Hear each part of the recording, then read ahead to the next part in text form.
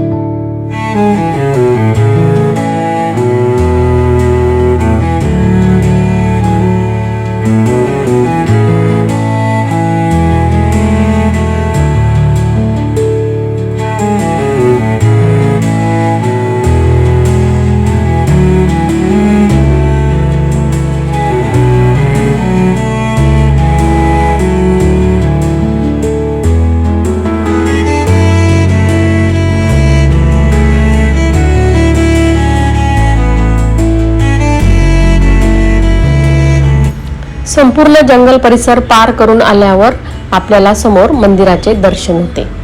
पायऱ्या चढून वर गेल्यावर मंदिराचा गाभारा आपल्याला दिसू लागतो.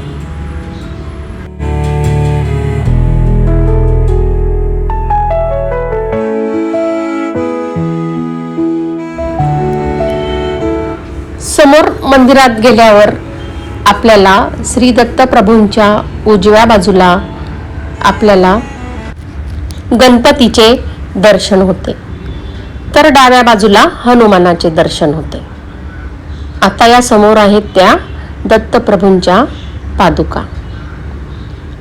ही पहा, समोर दत्तप्रभूंची मूर्ती किती सुंदर दिसत आहे ती. या देवस्थानचे मुख्य आकर्षण म्हणजे दत्त जयंती. मार्गशीर्ष पौर्णिमेला येथे मोठा उत्सव साजरा केला जातो. त्यासोबत गुरुपौर्णिमा आणि प्रत्येक गुरुवारी भाविकांची येथे मोठी गर्दी असते. भजन, कीर्तन आणि महाप्रसाद यामुळे हा परिसर भक्तिरसात न्हाऊन निघतो.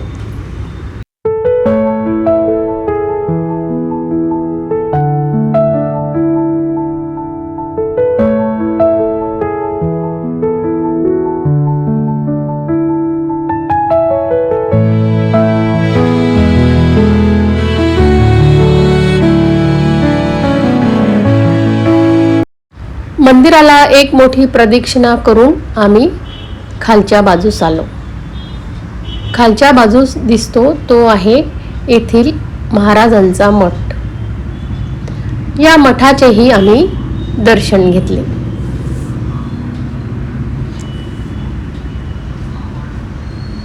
हे जवळच आहे स्वामी समर्थांचे एक लहानसे मंदिर, त्याचेही आम्ही दर्शन घेतले.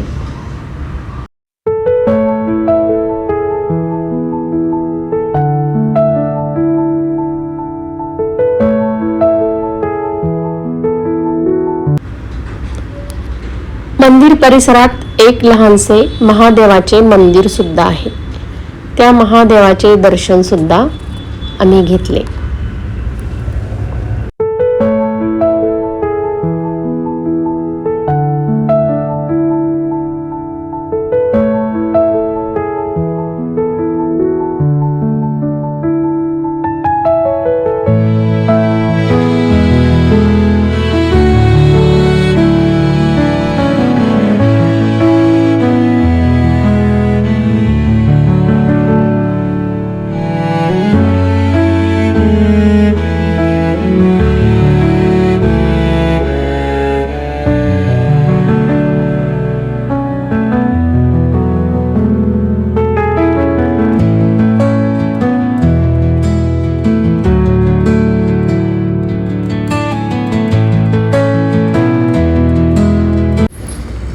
हे देवस्थान ज्या नदीच्या काठावर आहे ती ही नदी आहे उल्हास नदी. याच नदीच्या काठावर हे मंदिर आहे आणि नदीच्या आणि मंदिराच्या आजूबाजूला खूप मोठे जंगल सुद्धा आहे.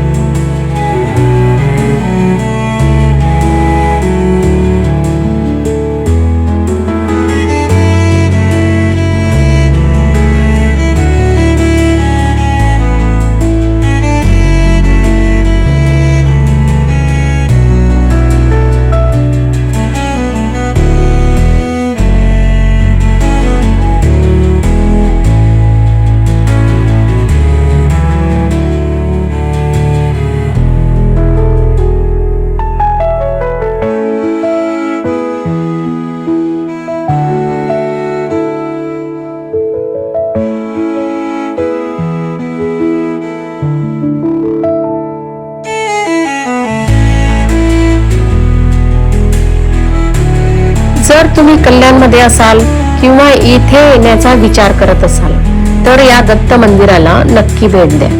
तुम्हाला हा व्हिडिओ कसा वाटला हे कमेंटमध्ये नक्की सांगा.